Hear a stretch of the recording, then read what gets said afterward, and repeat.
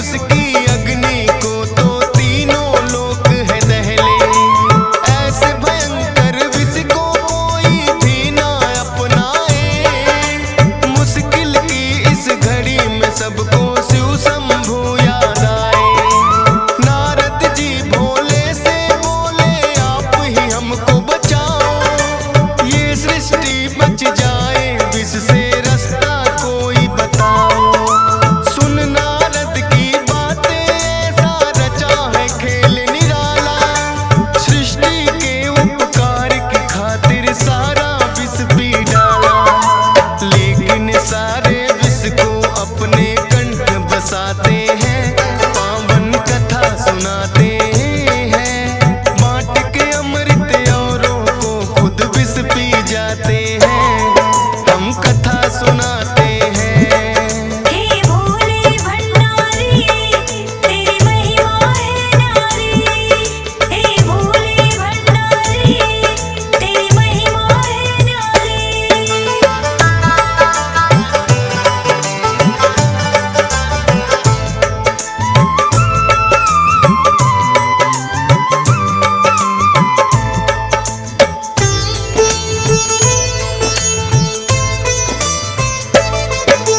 सबकी भलाई थी उसमें जो किया विष पान उन्होंने।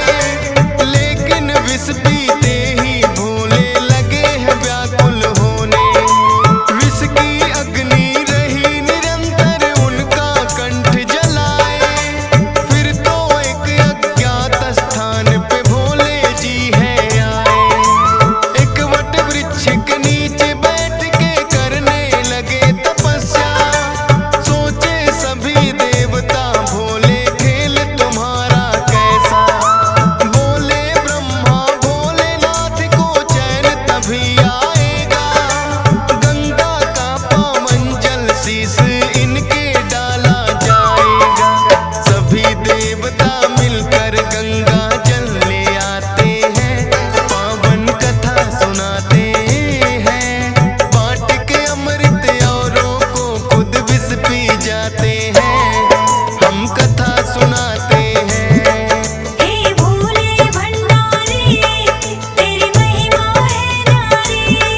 हे भोले भंडारी तेरी महिमा है न्यारी।